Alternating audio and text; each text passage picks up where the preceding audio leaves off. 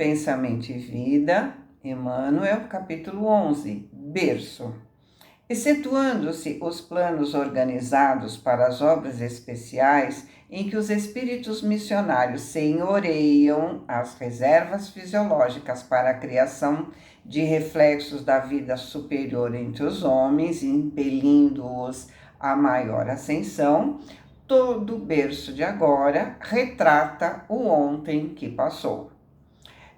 O berço aqui tem significado de começo, de início, ou seja, o início é o nascimento, né? É o primeiro capítulo da nossa reencarnação, da nossa história em termos de perspectiva, de compreensão. Embora saibamos que o cérebro humano é uma constituição nova em cada encarnação. Ele é constituído com base no que já passou, porque o indivíduo veio tentar resolver esse passado, usando esse corpo que será seu instrumento de trabalho durante essa encarnação. E Emmanuel inicia o capítulo dizendo que, excetuando-se os planos organizados para as obras especiais, em que os espíritos missionários senhoreiam as reservas fisiológicas para a criação de reflexos da vida entre os homens. Que exceção é essa? É que os espíritos superiores já trazem uma bagagem sua, não são dependentes da constituição da família, não precisam da influência do meio. Pelo contrário, eles trazem para o meio as conquistas que eles possuem. Por exemplo, nascem com muito conhecimento em uma família muito restrita em termos de conhecimento. Predisposição cultural, artística que a família não possui. Tem conceitos morais que a família não tem. Temos, como exemplo, muitos profetas que nasceram de pais simples e ignorantes em termos de conhecimentos. Muitos são analfabetos e trazem uma sabedoria imensa, mas, como Emmanuel disse, são as exceções. A grande maioria, né, como nós, né, como ele diz, retrata o ontem que passou. E é disso que ele vai tratar nesse capítulo. O caminho que iniciamos em determinada existência é o prolongamento dos caminhos que percorremos naquelas que a precederam. Então, o espírito está realizando uma jornada e as existências, portanto, apesar de não lembrarmos do que já vivenciamos, cada encarnação não é isolada das demais. Ela tem a ver com o que já vivenciamos. Não é uma colcha de retalhos, mas sim um prolongamento das anteriores. E como prolongamento, o renascimento traz a trajetória, traz a intenção. Vamos nos lembrar do capítulo 13 do livro Missionários da Luz, de André Luiz, quando ele traz a reencarnação do Segismundo. Quem não lembra, está lá na playlist, vale a pena rever. Emmanuel está dizendo que cada reencarnação inicia no ponto onde parou na anterior. Seja uma experiência anterior fracassada que ele retoma para tentar vencer, ou seja para dar expansão ao seu desenvolvimento, prolongando uma experiência que ele deixou em determinado nível e que agora ele precisa dar continuidade. A encarnação, que é um começo, né? É continuidade das anteriores, especialmente da última.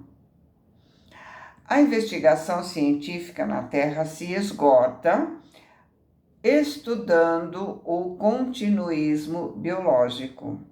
Esse continuismo biológico pode se expressar através da teoria da evolução, ou seja, de ser capaz de se adaptar a determinado contexto geográfico, determinado contexto climático, Sabemos que quem não se adapta, morre. Núcleos de cromossomas e veículos citoplásmicos. O RNA mensageiro, ou seja, o mecanismo de codificação que faz o trabalho da codificação interna, que faz a comunicação entre as células para mudar as características de acordo com o ambiente que se apresenta.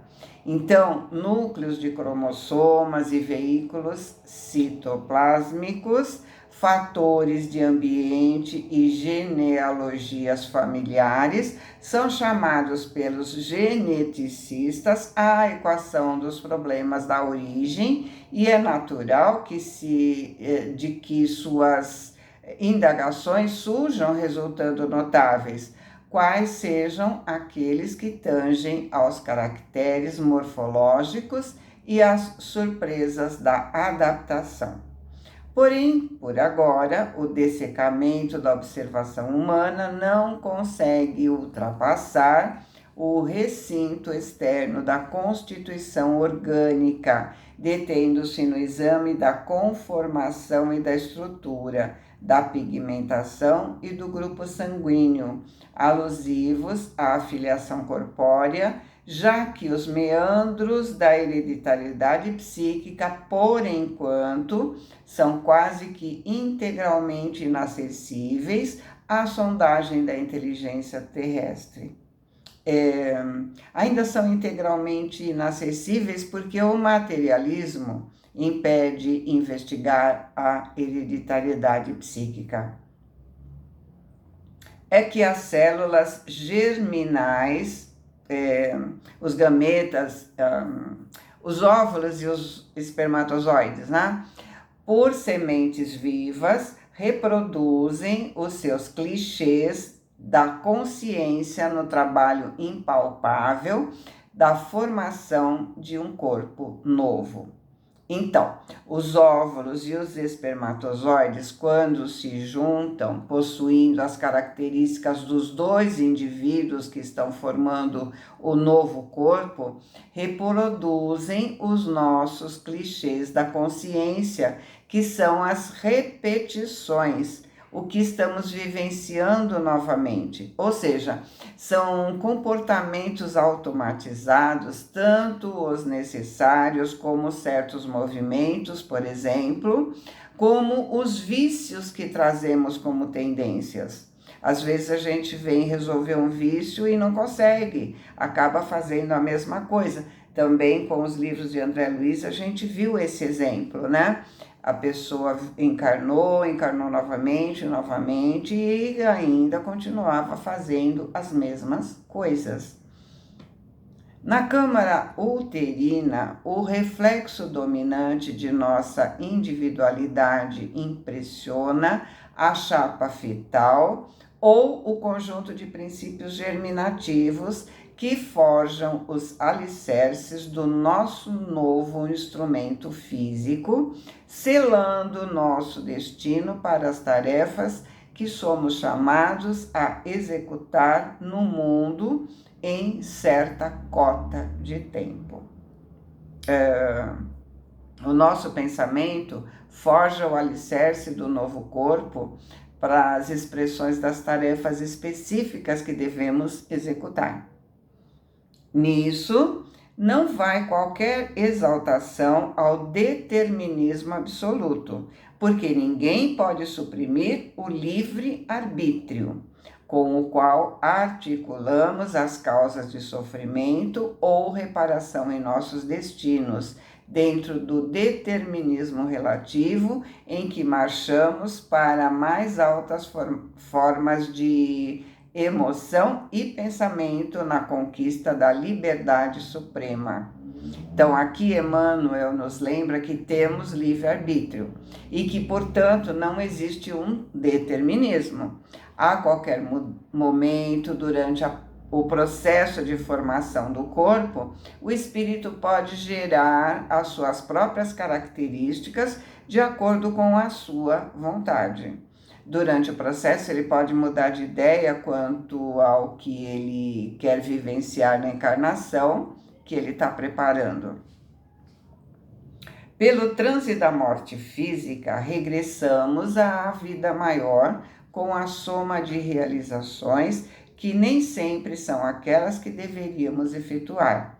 Em muitas circunstâncias, as imagens trazidas da permanência na carne são fantasmas temíveis, nascidos das nossas próprias culpas, exigindo resgate e pagamento, a modelarem para os nossos sentidos o inferno torturante em que se revolvem as nossas queixas e aflições. Regressando para o mundo espiritual, vamos olhar nossa trajetória e analisar o que fizemos, o que deu certo e o que não deu. Porém, eis que a justiça fiel, por misericórdia, nos concede o retorno para a bênção do reinício. Assim, retomamos, através do berço, o contato direto com os nossos credores e devedores para a liquidação dos débitos que contraímos, cujo balanço efetivo está devidamente contabilizado nas leis divinas. Se as nossas culpas, nossos remorsos, nossos pensamentos negativos promoveram de algum modo danos em nosso perispírito, dada a constituição daquele corpo que forjamos de forma equivocada, a providência divina nos dá a possibilidade de um novo corpo, de uma nova organização mental, de um novo jeito de pensar. Ou seja, se por culpa, remorso ou algum pensamento negativo determinarmos vivenciar as mesmas coisas do mesmo modo, nos levando aos mesmos resultados, podemos fazer de forma diferente para chegar no objetivo desejado. É desse modo que comumente renascemos na Terra, segundo as nossas dívidas ou conforme as nossas necessidades, assimilando para esse fim a essência genética daquele que se afinam com o nosso modo de proceder e de ser. Ou seja, a gente se assimila à essência genética daquele que tem afinidade psíquica conosco. E ao assimilar essa essência genética, a gente nasce com ela. Em razão disso, de forma geral, os problemas da hereditariedade descendem dos reflexos mentais que nos sejam próprios. Para entendermos as doenças hereditárias, nós temos que entender que os reflexos mentais do nosso espírito provocam esses problemas hereditários. O corpo transmite para a mente transmite para o corpo as suas características, porém o espírito não transmite ao espírito as suas características.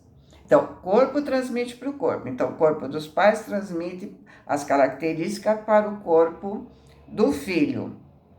Agora, o espírito não transmite ao espírito as suas características. Não dá para transferir as conquistas, porque elas são individuais, elas são intransferíveis. Mas podemos herdar características físicas que facilitam desenvolver habilidades que o indivíduo traz. Então, o que o Emmanuel quer dizer com hereditariedade psíquica seria herdar as características genéticas que facilitam a expressão do nosso modo de ser. Por exemplo, um espírito muito inteligente. A inteligência é dele, mas ele precisa de um cérebro compatível e esse cérebro é herdado geneticamente.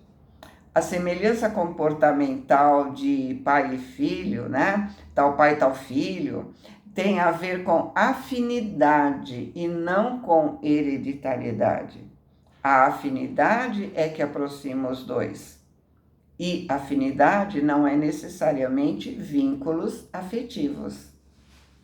Pode ser, mas também pode ser que as pessoas se odeiam por desavenças do passado e hoje precisam se acertar, por isso estão juntas.